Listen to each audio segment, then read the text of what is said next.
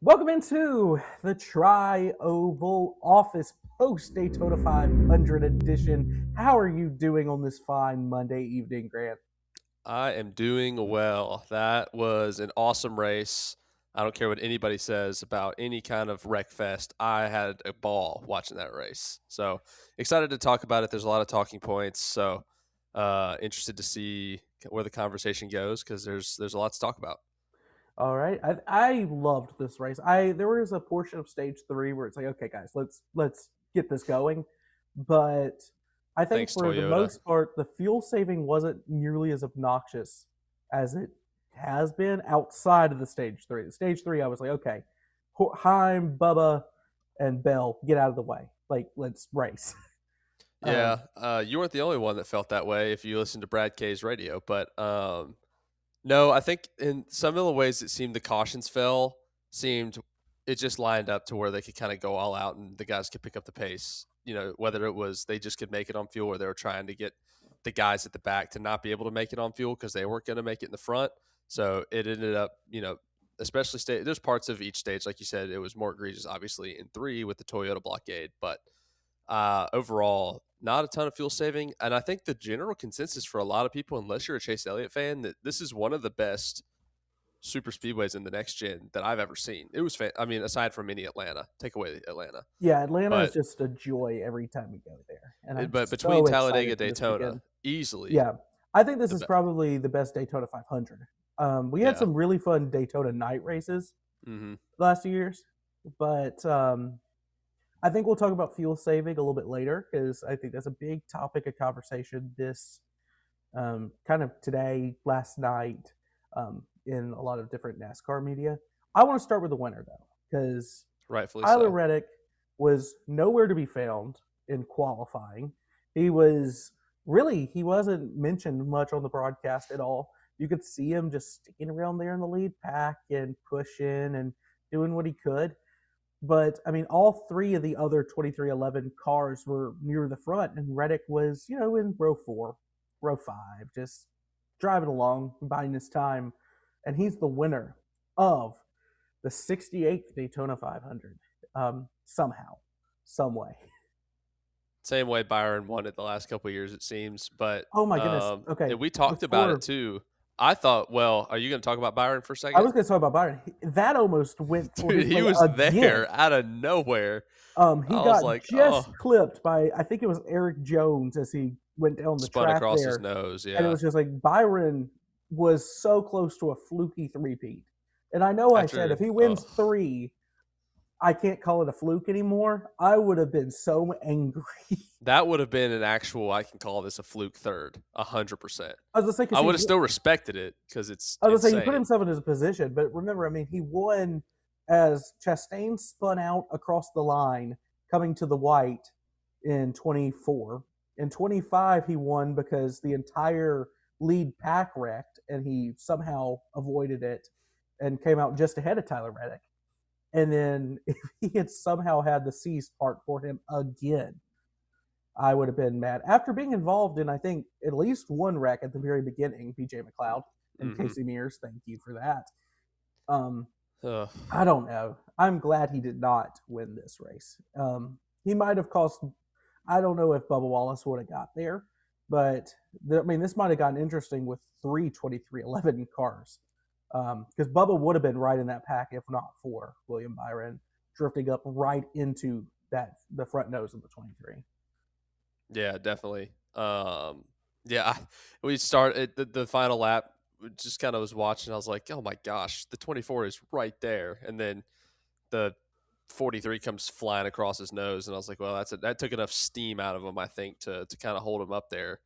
But that would have been, and we may talk about this later because I know, and you texted this during the race about like even in the pit cycles, like you were adamant that JGR was going to have a step back in racecraft due to um, Chris Gabehart leaving, and then that it would not affect 2311. That 2311 would have a lot of speed.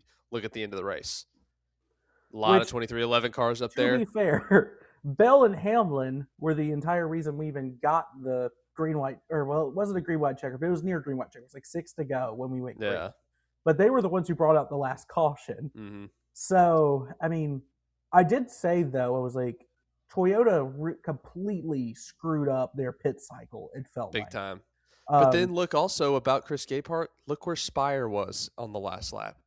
Out of nowhere, 71, 77, first and second. yeah. Where do they end up? Somewhere in the infield. Yeah, upside So down, possibly. I in the kept middle hearing of Lake rumors that Lloyd. Shane Van Gisbergen flipped. Is that true? I have not seen it, but it is Some thought. people kept saying that. I'm like, what? I haven't seen any clips of that. I mean, he could have. I mean, the new they added the new A post flap, I think, this year. Yeah, So, I mean, I think that definitely did some help because how many cars did we have go through the grass at pretty high speeds in this one? I mean, they were intent on wrecking the entire time. BJ McLeod, Casey Beers guys started like lap 5, lap 6. And then we can't say I'm had, surprised there. I've voiced my opinions on those two making the race I mean, heavily. neither of them really deserved it. Let's No, be honest. I mean, if it weren't for overtime, BJ McLeod wouldn't have made it. It would have been Corey LaJoy. And then it would have been, I it should guess, have been Fast Pasta, except he yeah, got Anthony DQ'd. Alfredo, except for, I mean, you got to hook an air pipe. You got to hook up your hoses correctly. Yeah, so So, but, so let's, I guess, move on to that. Carson Hocevar was leading, coming to the white, and we both are enjoyers of Hurricane Hocevar, I would say. mm-hmm. But I knew he wasn't winning that race. He took the lead too early. He took it heading into the tri-oval with 2 to go before the white flag, and it was just like, man, there's no way. I thought when he was pushing McDowell, I was like, okay, there's a real shot here. Because Carson, absolutely for a Daytona 500 in his first win, would leave McDowell to win the race. Like, I Yeah. have no doubt in my mind that would happen. Well, McDowell's already got him one too, so Yeah, exactly. Like, and I don't think McDowell would fault him for it. Like, no, teammates just you like, do the okay, same thing. yeah. So I was like, that's a good situation. And then it's Eric Jones and Ricky Stenhouse Jr. behind him because there were like no teammates near each other Mm-hmm. really near the end of this thing. You had the 2311 pair, but I don't think they were nose to tail until the wreck happened. And it The just kind of only let teammates them. that were nose to tail were Brad and Chris, but they were in 7th and 8th, and they had a little bit. Chris gave Brad a good shot. We'll talk about that later, but they became disconnected when right as the 2311 boys got together. I mean, we could do a whole podcast on the last lap of this. Yeah, probably. So I think that's my next question is Carson's in the top lane and McDowell's lower than him. Carson, they've split up at this point, trying to cover both lanes. It's not going to work with everyone being too aggressive now. Eric Jones gets a shove from behind from Ricky Stenhouse, who's getting a run. Carson tries to block it. He's already on the top lane. And is that on Eric for not squaring up Carson's bumper? Is that Carson for being kind of a little bit out of line and not handling the block correctly? How did you see that? Where's Eric gonna go? I just think he's got to, in that situation, you're just past the white line. You're probably, a couple hundred yards past the start finish line? Maybe If that's what I'm saying. You're you going get into the it's push, maybe honestly it's a bad push by it's like Ricky's getting a run again. Where is he going to go? But you can't shove. I mean, you can, I guess, but it's ill advised to shove someone that hard through the tri-oval into turn 1. Like, not a good place to do that, and we see why. Because the cars they're just not in a good spot to take that push, especially if it's not the same manufacturer, which they're not. I So mean, like I don't think a Toyota pushing a Toyota, a Ford pushing a Ford. I'm not going to say anything about the Chevy because they still might have gone sideways, but not a good spot to push. It's just it's just a it's a lot of racing thing. momentum. Where are you going to go? It's I like you mean, could try and Eric square it up Jones, perfectly. It is what it is. I just think that, like, he's obviously, it's so easy to judge now when you're not going, 190 miles an hour, um, trying less than 2.5 miles away from winning the Daytona 500. Like it just feels like if Eric can get that push on Carson, they're going to clear the other two lanes, and then Eric's going to have an actual chance to win this. Mm-hmm. And as is, it's almost like he attempted to pass there instead of give a proper push. And Maybe. Yeah. but I mean, like we said, it's a brand new Chevy body. I don't really see anything different with the rear bumpers or anything with the Chevy body, but I mean, you never know if there is anything different. And as they mentioned all day, the cars were loose in the So draft loose. the entire time. It was really fun from that aspect. But I mean, you want to push your guy ahead and just hope that your line gets you clear and you can make a move in coming into turn 3, coming out of turn 4. So Yeah. I mean, Eric's been around, but you could just also you could just kind of leave it as that's two 20-something-year-olds on the last lap. It just kind of got I was gonna loose. say I It don't is think what it that's. is. I saw some Eric Jones fans blaming Hosefar for it. I was like, I don't. If anything, I was like, I think this is probably actually Ricky Stenhouse's fault. Yeah. But Just because bad spot to give that much energy, but but I was gonna neither here say, nor there. I don't even. Neither of them probably would have won the race, even if they pushed him out there, knowing how the race ended. So um, well, that took out half the field. it did. So now we're left with Chase Elliott comes through, um, like Moses parting the Red Sea.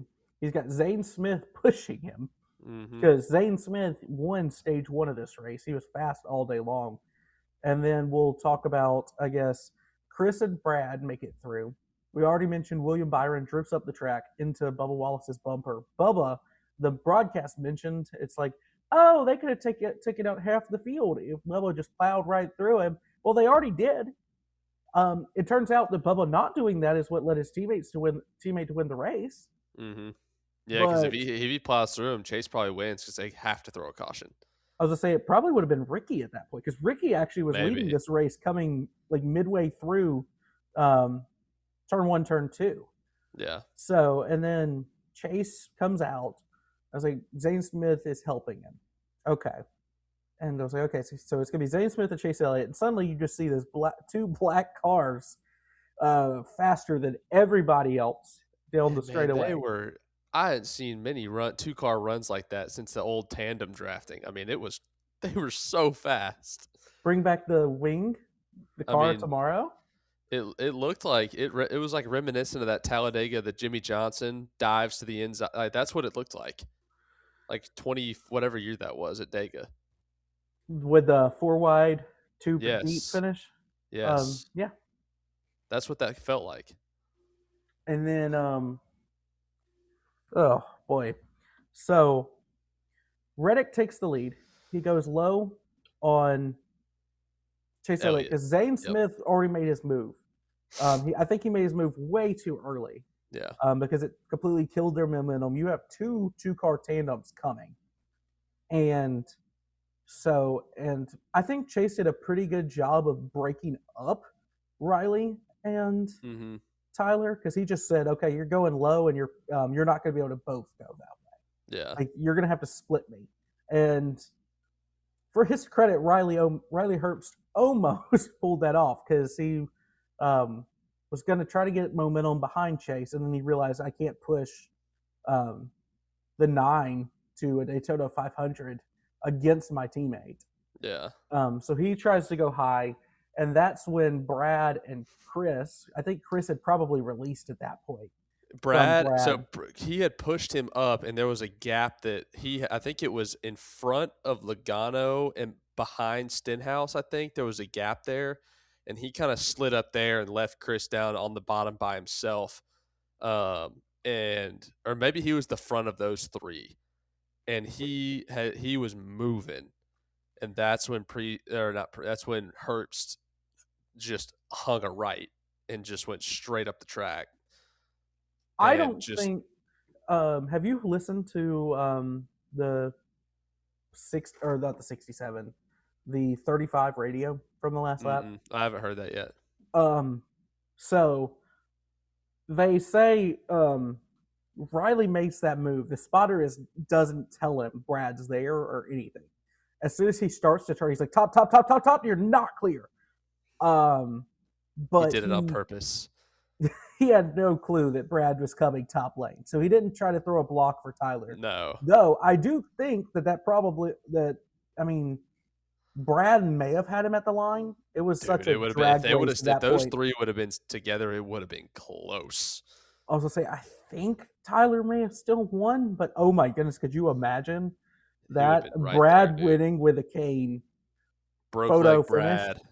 Oh, Um, but then I mean, Herbst throws an elbow, wrecks the remaining half of the field that had not been involved in the first wreck, and then we have carnage everywhere. everyone except for I think Zane Smith made it.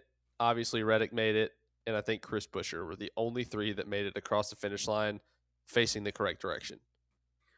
Yeah, and then Ryan Priest, just to join his teammates, decided to go half the e-brake speedway. and just. This is reminiscent of before, but So yeah, I was really sad when when Brad left Chris on the bottom. I was like, no. I was really hoping, but it was a good move. If Riley didn't make that move, it would have been the move. really close. Yeah. So because I mean, at that point, Chase would have blocked the middle, and Tyler would have blocked anything coming in the middle or the bottom half of the racetrack. So that was his only option, and Riley took it away. It was a really good screen. It was. It may have been an illegal screen. I was gonna say, I think it was a multi-million-dollar flagrant screen. 2, if you will. So, but speaking of Tyler Reddick, so we talked about him quite a bit in our off-season predictions, and you mentioned that he would probably, like, you thought he was a real bounce back candidate to be like a top 5, top 3 guy in points. Yes, and I did. He went out and won the Daytona very 500. vindicated.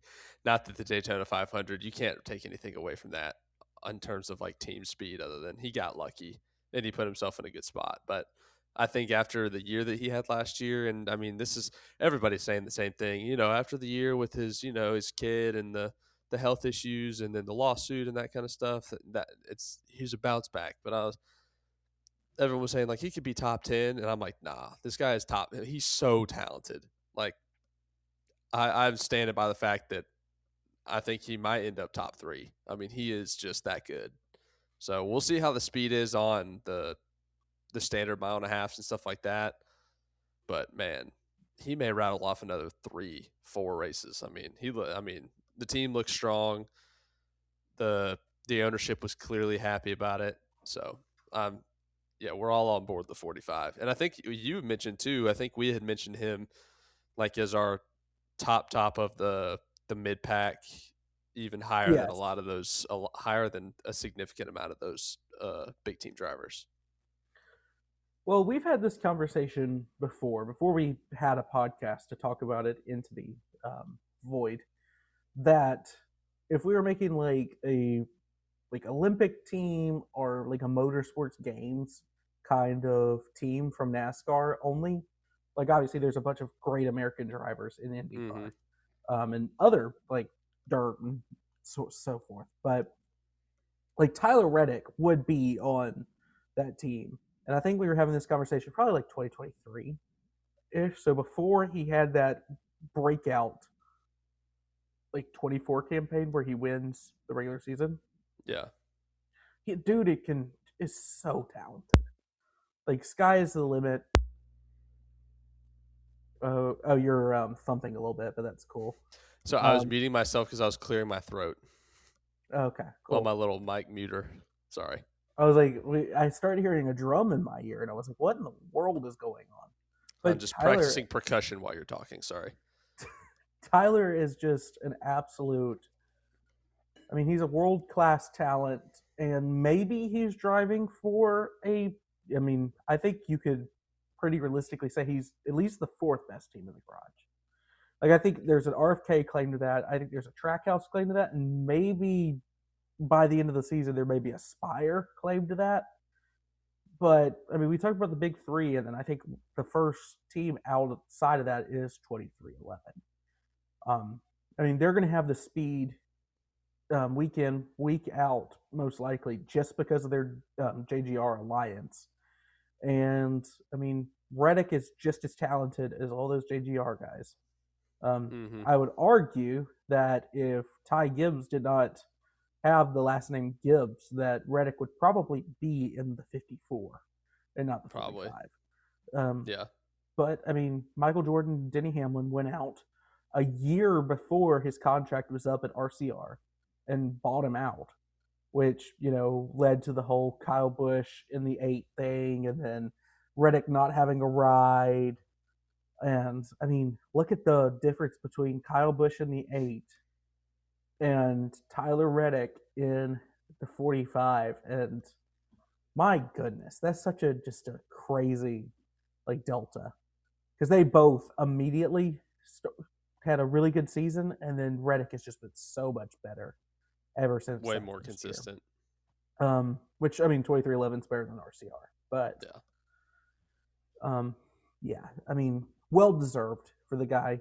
Just last year, everything with his kid, just terrible year off the track with. I mean, it felt like at times, I mean, Jordan confirmed like they had paid everyone throughout the year, and the drivers don't need to worry about money in the same way that, I mean, the guy who runs social media or the third mechanic on the third car needs to worry about it.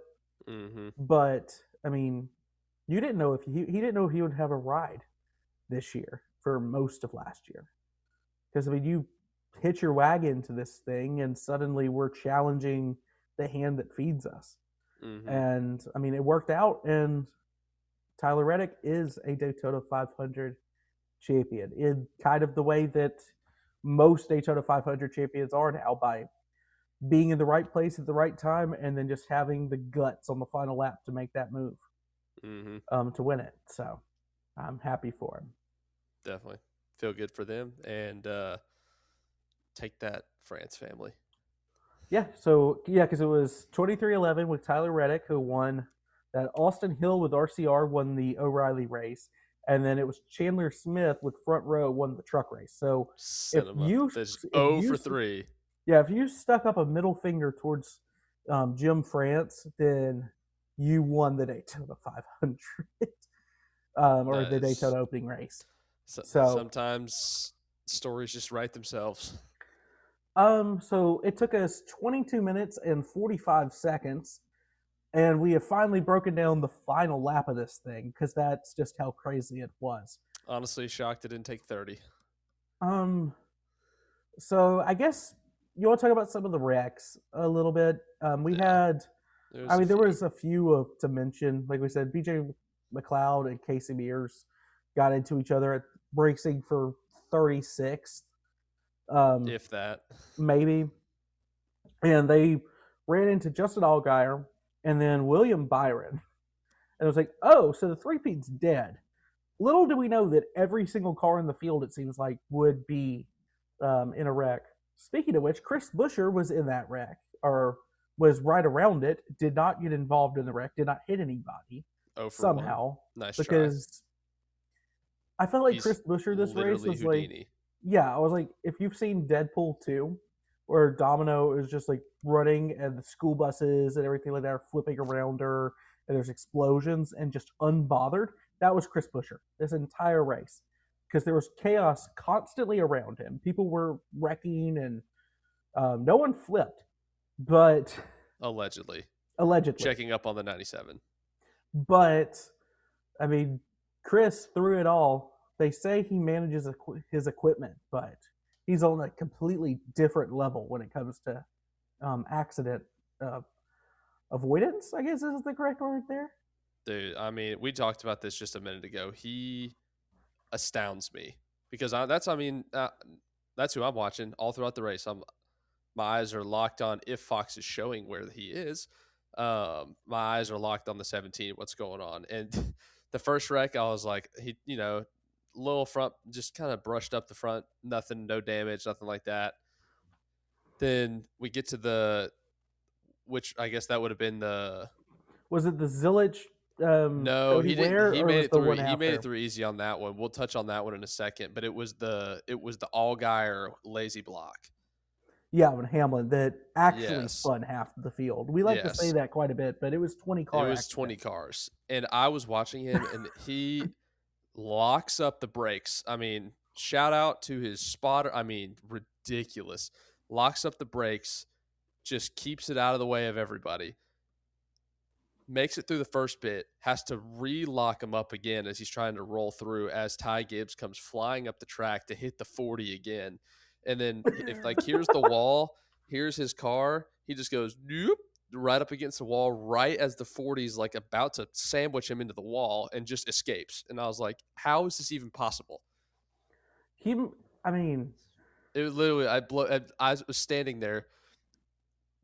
I was right here. I was standing right there. I was sitting down on the couch that you can't see. I was standing here with my hands like this, just going, I don't understand. I thought I was completely cooked. I was like, just a this race is quick about to be so flex for boring. everyone at home there. Do what? Just a quick flex for everyone at home there, as you put your hands on your head. Oh, Um, not unintentional. Should have worn long sleeves. I sure, was just okay, giving everyone the tour of the apartment. yeah, But dude, sure. I was yeah. I'll get off my Chris Buescher soapbox, but good grief. I mean, he's, You know what? I sent the meme. The Lion does not concern himself with starting last. Shout out Scott Graves. That guy's a wizard. but my goodness, man, it's like he is by far, I think, the best in the Cup Series at just avoiding carnage. He does Um, well. Then the duels happened, but we that's don't neither talk here nor about the there. duels. The duels only counted for 10 points max. Yeah, So, but yeah, I mean, fantastic 500 for the 17 team. I know he would have liked to have another lap there, but I mean, you take a top 10 when you can get it when half the field finished below or did especially not at a finish super this race. speedway. Especially at a super speedway, So, gotta get points there. So, um, but yeah, well, I um, guess we can backtrack back to the Zilich Cody Ware incident because we kind of jumped over that one, and then we can get back to the Allgaier so this was because like Zilich was leading this race. mm-hmm. The Cody whole Ware was, front, like the top six were all like an average age of like I don't know, but it was not old. I was gonna say because Zilich did it, and they're like, "Oh my goodness, this guy's the future of NASCAR, Jeff Gordon, Jeff Gordon." Which, if that's what Fox is going to keep parroting, that's going to be annoying really quickly. But Corey Heim looked better, anyways. Dare I say? oh my goodness, could you? We've said it before, and I've seen it a lot. Could we, if we had a Corey Heim, Connor Zilich Rookie of the Year? Corey Heim looked so good. Zilich looked a little squirrely. I was gonna say Zilich went Heim looked laps in the so Daytona comfortable. 500, though. I mean, you can't fault the kid; he's 19. Yeah, no, Um, he's but how he old's got, Heim? 22, 20? I think 22, 23. Huh, older than I thought he Um, was like 20 or 21. I guess. Huh. but Regardless, Chastain gets a little loose. I mean, from the outside row two, and kind of gets into his teammates. I mean, a little bit of this was caused by Cody Ware. They were just so loose at this time. They were coming out of, I think, turn two when all this happened. Or no, it wasn't turn two. They were coming out of turn four when they started this wreck. And then Zilich turns out of gets started, he gets loose, he finally turns, he takes out Cody Ware with him. Briscoe spins somehow. goes flying. And then it's like, oh, okay, well, he's fine. He ended up in the grass. And Austin Dillon, the other Bass Pro car, comes at like Bulldozes him. 170 miles an hour. And it's just like, after saving the sport, Bass Pro had an actual terrible 500. If you listened really closely in that moment, you could hear Johnny Morris on his knees with his hands on his head screaming, no. I You could just mean, hear it. there was so much real estate, and they found each other. They were nowhere near each other on the racetrack either. That's the funny part. They managed to hit each other. I guess that's why they call them tracker boats. Sorry, that was Okay. stupid. But then, I hope Jonathan sees that. but Austin Dillon managed to take the hood off of the entire front nose off of this car, and go around like a modified. Mm-hmm. And I mean, he just logged laps for points because points racing is back, baby. So it's actually worth it now. I mean, Briscoe finished this race barely. I mean, I don't You know could. if you could count it.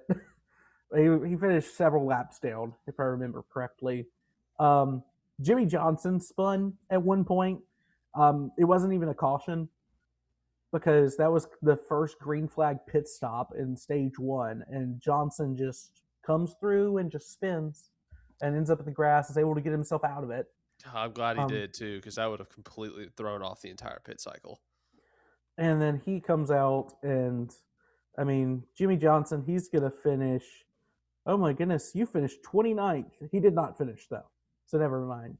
He was probably called up in that the first wreck on the last lap, Yeah, which I took think so. out the back half of the field. Yeah, So, which they did not show it on Fox. I don't know if you saw that replay today from yeah. like the stands. It's like Hmm. that was a huge wreck. I had no idea. Like I was super glad. I was like, yeah, I'm glad they didn't throw the yellow or whatever. And then I Like looked three back on cars it, I was like, spinning, no big deal, and then they probably just should have. smoke. It was it was significant, a lot more significant than anyone I think really knew, unless you were at the track, because I didn't see it till today, and I was like, oh my goodness, I cannot believe they left this green. I'm glad they did, but I cannot believe that they did, and I You think know, I hope they don't do the stupid thing they did last year where they let it I was gonna go say and then they're they're going to hold a about tight to in whistle. Atlanta. They're about to. Ugh, two It's years in a gonna. row, I'm going to be, or we're going to be in person, and they're going to be, yeah. What's the opposite of swallowing a whistle? Like having it It, on a the razor's NFL edge. in 2023 when they started calling taunting, Yeah, just trying to crack down on it. there's going to be Ugh. someone just kiss the wall, and it's going to be a caution next week. So just be prepared. Well, I'm glad that they didn't throw a caution when Chase Elliott was in first. That just spared me a lot of annoyance. Yeah, I mean, we didn't have to hear it from Oh, Jonathan. we would have Hi, heard John. it. We would have. Hi, Jonathan. But Oh, we would have heard it. so do you want to talk real quick about the Xfinity and, or sorry, O'Reilly? I got to put another quarter You in the just censor jar. your mouth there. um, Yes. so Full Valentine's Day was on. I watched the last like 5 laps of the O'Reilly. I almost said it. okay, I can sum So it up you for cover you. that one. I watched all the truck race. I told my wife, I was like, we'll go to dinner and that kind of stuff. I will not watch any racing on Saturday for Valentine's Day. And then we got back and I was like, man, there's 6 to go. Couldn't resist. Oh my goodness. But I'll spare you for O'Reilly. The entire field is stupid, and no one can pass Austin Hill because no one would get together and actually push him to or push to pass Austin Hill. They would filter out a line, and then the others would stay with Austin Hill and just push him. And Why? um, What is there? Why? and there are experienced guys in that field, and I don't understand that. Like that just is common sense to me. And obviously, these guys have been racing their entire lives. They've spent so much time in the sim. Like, and if you're sitting down, there was a point in time, I can't remember if it was stage one, stage two, or early stage three. All four junior motorsports cars are lined up. And then Raja pulls out a line. And I think if I remember correctly, because I've not watched anything back on O'Reilly race, um, another one of them pulls out a line. It wasn't just an Allgaier. That's all I know. That's all I can remember. Either Pulls out a Quapple or line. Smith. I think it was Quapple. And the other two stay and they push Austin Hill. It's like no one, as soon as they got near him, it felt like everyone's IQ lowered by about 20 to 30 points. By 20 to 30 points. Like it was bad. Maybe it's contagious. So Austin Hill, he's Dale Earnhardt of the O'Reilly Xfinity Busch series, whatever you want to say. Untouchable on a speedway. But yet so touchable at the same time if people actually had a brain cell and a half. But I mean, it keeps happening. Like at some It's point, almost you like would he's got think something on everybody. it. Well, I mean, the RCR cars in Xfinity or O'Reilly are so fast at this style of racetrack. Him and Jesse Love were really good. However, It's four getting a little cars bit needs to much. beat four cars has to beat two Yeah. at the end of the night. And at the same time, if you can push and pass that and you have a chance to go and get it, you need somebody to go with you. And no one would. Are they scared of him? Maybe. I mean, you saw what he did to Eric Amarola last year. I mean, yeah, I'd be scared if he like sat on me on accident, but that's about it. Anyways, let's move to the much more interesting race. The Travis Pastrana and Tony Stewart and Cletus McFarlane. Yeah, Cletus was out by That was lap short-lived. 6. Tony didn't last very long either. Travis Pastrana, though, I mean, top 15. So, but I mean, the ending to this race was absolute cinema. Oh, it was so good. And Once Fish again, Car won it. Bass Truck. Bass Truck, Fish Car, baby. And I mean, one, this felt like John Hunter Nemechek absolutely choked. But you had trucks all up and down below the yellow line. No one cared. We had a 3 wide coming, and they all drifted up the track to allow. It wasn't, who was it? Oh, it was Majeski pushing Smith to the victory to finish 1-2 somehow. And it was such a good last lap. But I mean, between that and the Lincoln Park intro, the Truck Series might actually be back. Those, talk about loose race cars. Oh my goodness! Just it was first 3 laps, and it like one little bump draft, and it was like they were fishtailing, and I was like, this is going to end so poorly. There was times they're driving, they're weaving all over the place, and I'm just shocked. I'm like, how? There was a few times when we texted, how was that not a wreck? Like, how is that even possible? I was gonna say, well, I can't remember. Was it Ruggiero or or Hunter Nemechek that got sent all the way past the chicane in the back, on the back straightaway? Came back, made it 3 wide. I for sure when we started the green white checker thought that Cayden Honeycutt was going to win this race. He was sitting there in the rocket ship that is the Tricon 11. Which, I mean, I like Cayden Honeycutt. I don't know how well of a prospect he is for the future. But I mean, I do share a name with the guy. He just spells it the correct way. And he's in a really fast truck.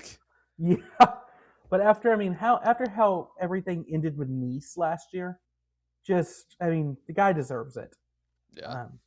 Though I mean, there is another guy that probably deserves the ride a little bit more, but we're not going to talk about that. You can't say that out loud. Yeah, so maybe the Truck Series is just going to be wildly entertaining without Corey Heim. Because that's what would have happened last year. Is this would have unfolded 12 seconds behind Corey Heim. Yeah. For second.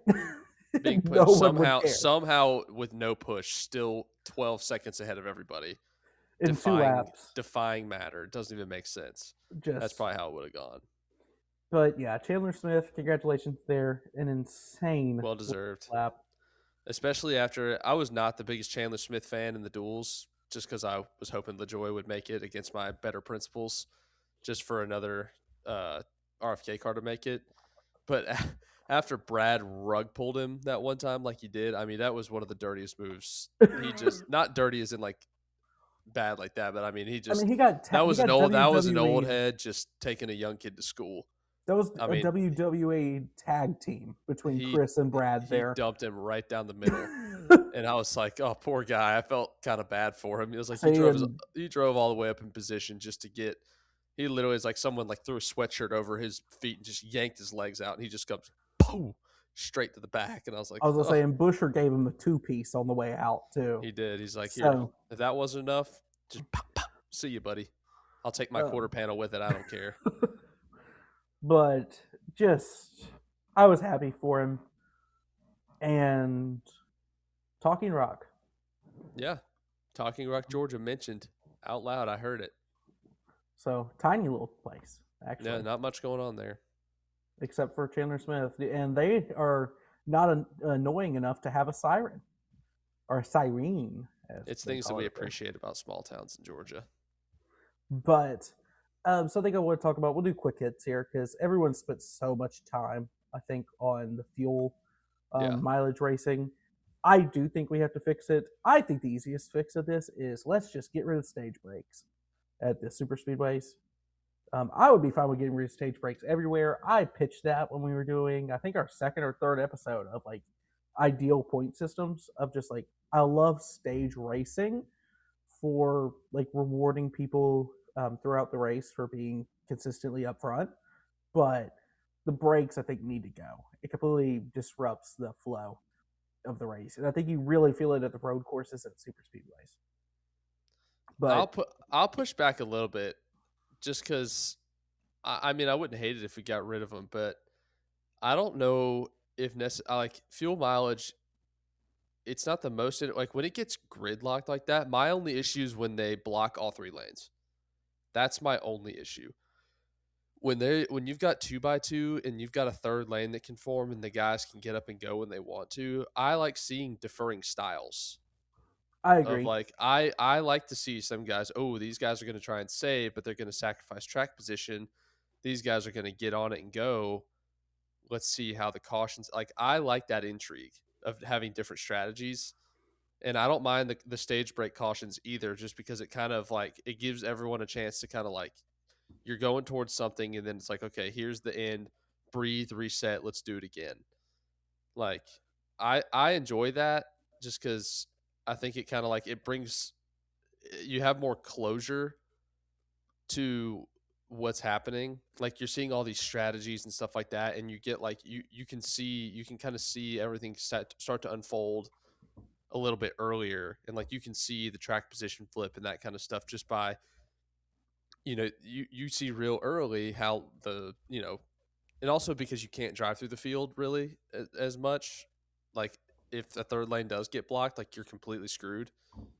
Um, I like just being able to like you can make up a lot of time on pit road, and when everybody's pitting mostly, I enjoy it. And I like the precautions just because it kind of gives everybody a chance to kind of reset and you kind of see where everybody shuffles out. I love green flag pit stops. I'm always a sucker for green flag pit stops, especially at a super speedway because it's so interesting. Everyone having to work down to the bottom and figure it out, I enjoy and that then too. also I come do like back that. with, I mean, enough of your teammates to have a draft on the other side of it, but not too many of your teammates where you spin each other going down the pit road. Like I love that part of it. However, I'll play a little bit of devil's advocate because everyone's like, "Oh, get rid of stage cautions." I think it was William Byron or someone, maybe it was William Byron or someone with Hendrick that said that um, they're never going to unlearn with this car fuel saving racing at super speedways. Like even if they do something to the rules package or something like that, everyone has like kind of figured the game out now. It's just like we're going to do that. So maybe if they completely get rid of stage cautions, we unfortunately have the side effect of they fuel save the entire The race even to more. cut Yeah, you out don't an get a caution that entire. falls and it's like, oh, we can make it to the break, just letting it rip. That's what I I'm was gonna say, saying. they all raced to try to do what McDowell did, Yeah. of going 141 miles, I think it was, with no fuel. Yeah. Um, so, I mean, and they could do that the whole race and pit only twice. And if you could pit, a whole less time than everybody else, that's such an advantage. Yeah. So I could see that completely backfiring. Denny Hamlin mentioned that they should bring speed weeks here next year. And since it's a shorter race, no one will be really fuel saving and let everyone try different aero packages or just try a different aero package. Because I do agree with him. Like, I agree with what you said too. I love the varying strat. I cannot talk tonight. Good Lord. I love the different strategies of it all. Like you have some guys fuel saving, and then you have some guys really wanting to go. But you can't really do that in this system because as soon as you go out to make a third lane, these cars have so much drag that they immediately just get sucked to the back. You lose like 20 miles an hour outside the pack, even if you're going trying to go pedal to the metal. It's really hard to start that third lane, even with everybody fuel saving. So if I do think we need to look at the super speedway aero package, except for Atlanta. Don't mess with Atlanta. Atlanta's Don't beautiful. touch Atlanta. Don't touch it. It's like America's boats. Don't touch them. Yeah. Don't touch my Just boats. But Daytona Talladega, I do think that this was good racing by the next gen standard at one of these. But I mean, we crashed for 41 cars in this race, and we probably crashed 38 of them conservatively. But they looked good doing it. They did. Tony Stewart would be proud, but I don't know. Maybe. I do think we need to make a significant aero change to how these Yeah. cars race at the big tracks, at least. That'd only make them looser. That'd be fun. I mean, that was the most fun is when you could just turn off of the tri-oval, completely lose it, and take out 3 cars, and then somehow Austin Dillon too. Yeah, but So that's maybe I'm in the minority. I don't mind. I just kind of like I guess have accepted the fact that most people are going to wreck, and it just kind of is what it is. And I'm kind of like I kind of like look forward to it. I'm kind of like, oh, who's going to be caught up in it this time? I'm ready to see. I'm excited. Just don't be Chris.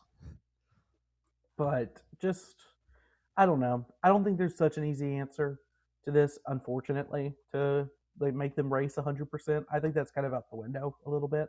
It's never going to happen unless we have a new, maybe the eighth gen car or whatever, the next gen. And we've got a little bit before we get to that. I think we got at least put 5 more years of racing. Oh my goodness, could you imagine? I mean, for one, they would stretch the entire way around Daytona. That's true. In a full pack. And then 2, I mean, bump drafts would be Dale tough. Earnhart would not be the last casualty. No. At a Daytona 500 in that case. But something I think there's a lot of work to be done. Just like how NASCAR was really diligent with the short track package for the last few years, I want them to start looking at the super speedway package. It's like, cool, we've addressed safety a lot. Let's figure out the racing a little bit more. Just don't touch Atlanta. Don't touch Atlanta. Atlanta's perfect, and I don't need another Atlanta. I like Atlanta because Atlanta is Atlanta. We don't need don't Atlanta my Kansas. Exactly. I like my Kansas. Kansas is amazing. I like Charlotte, like my Charlotte. And honestly, people were calling for Texas to get the Atlanta treatment. I like Texas now. Texas is fun because it's janky, and everyone hates it. A lot of them are good. Michigan's great. I mean, we got a lot of good ones that don't need to be touched. Rest in peace, Auto Club. R.I.P. Hey, we get Chicagoland back though. Hey, I'm excited for that July 4th weekend.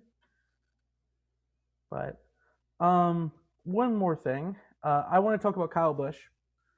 Missed out on his 21st attempt now at the Daytona 500. Any chance you think that this is it for him? No, I don't think so.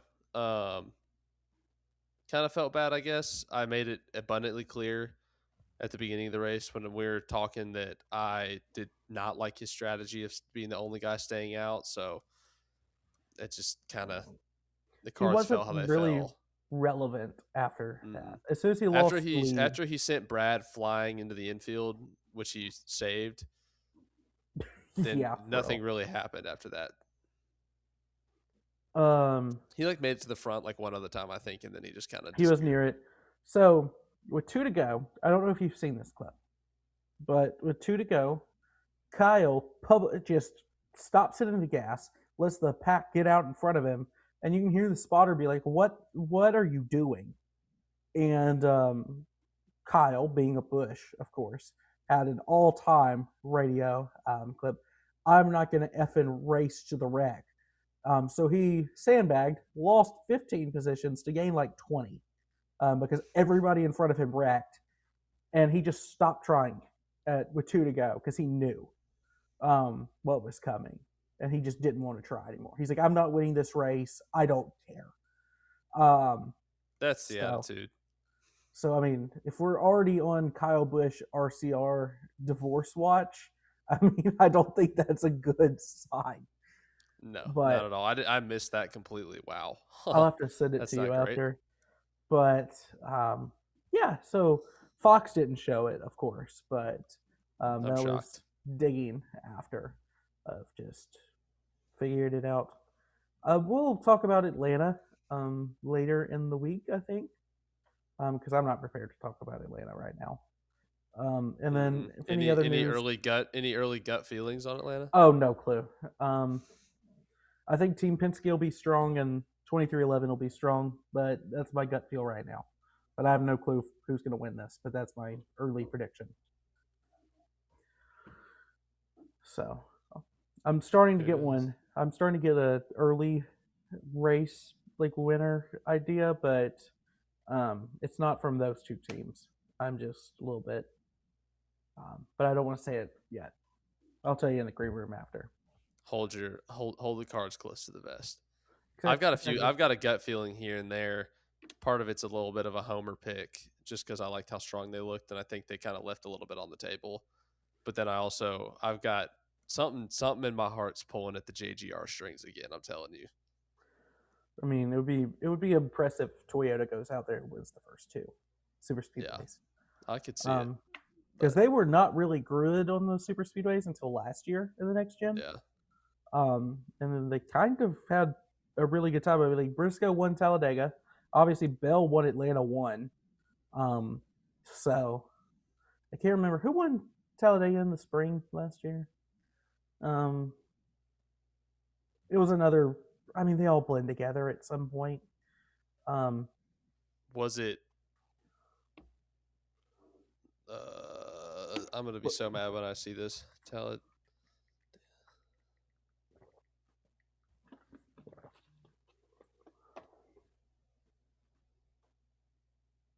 Cindric? oh my goodness, we got some awkward silences going on now as we both try to figure out how to.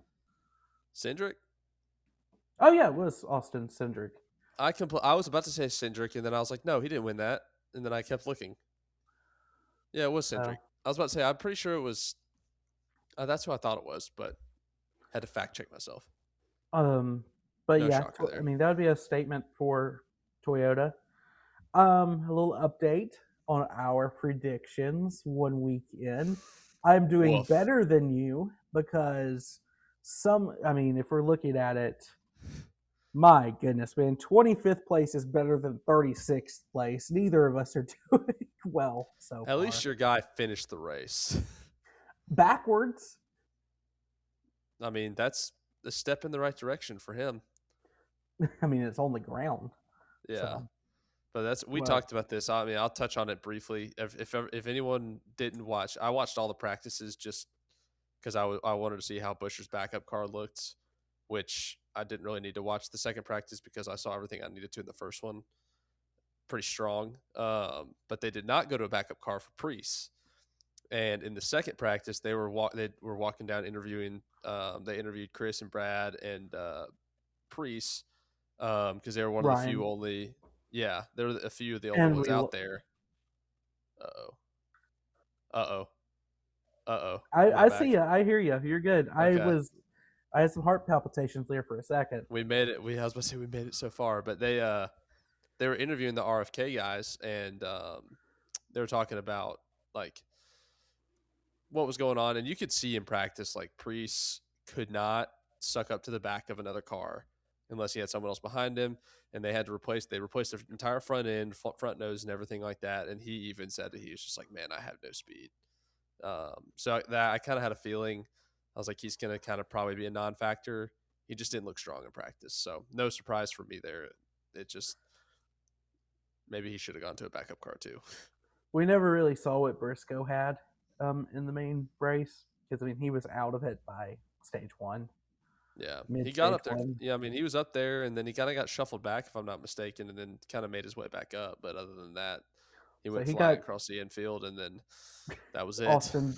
I mean, we talked about the missiles that RCR had that Richard Childress was developing. Apparently, his grandson was one of them. Yes. Um, but I mean, talking about Ryan Priest, when the Toyota blockade was happening, I was sitting there and I was like, okay, Buescher is in the middle row two. Brad is right there. I think he's outside row 3 or inside row 3. He was And then he was middle row 4 with I believe Gregson, or it was a front row car in yeah, between you're them. right. It was Gregson, I think, between Chris and Yeah, Brad. And then Priest was pinned at the top in like row 4, one row behind Brad. yeah. There was I was like, 4 or okay, 5 Chevys in a line behind Bubba Wallace, yeah. or not Chevys, Fords. Sorry.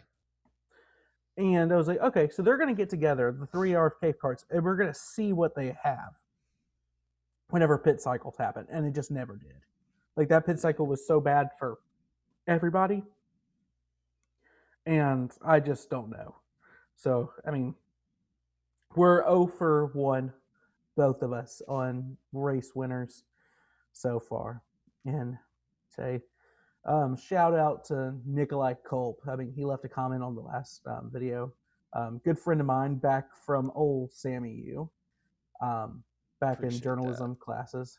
Fantastic channel if you somehow have managed on this video and not on his channel, Nikolai P. Culp. You might see him in the comments down below. But he left a comment of Eric Jones was going to win, and that was incredibly close to happening until, I mean, you know the Until saying, he got Stenhoused. Recky. So I don't know. We'll see what happens in Hampton next weekend, and I guess until then, we'll probably have at least one more of these before we go to Echo Park, as they're calling it now. And So I'm told. yeah, anything else you want to add though before we wrap it up here? No, other than shout out to NASCAR for moving the race up an hour. That's completely saved the race. Yes, absolutely. NASCAR is on a hot streak right now, and Definitely. it terrifies me. All right, everybody at home, let us know what you thought about the Daytona 500 this year and Tyler Reddick winning instead of everybody's favorite Chase Elliott, the man with so much personality. Um, Just oozing with personality. Absolutely. And if we miss anything, if you want us to talk about anything in the midweek or late week episode, let us know down below. And leave a like on the video and subscribe if you enjoyed the content. I'm Cayden. That's Grant, and we'll see you next time.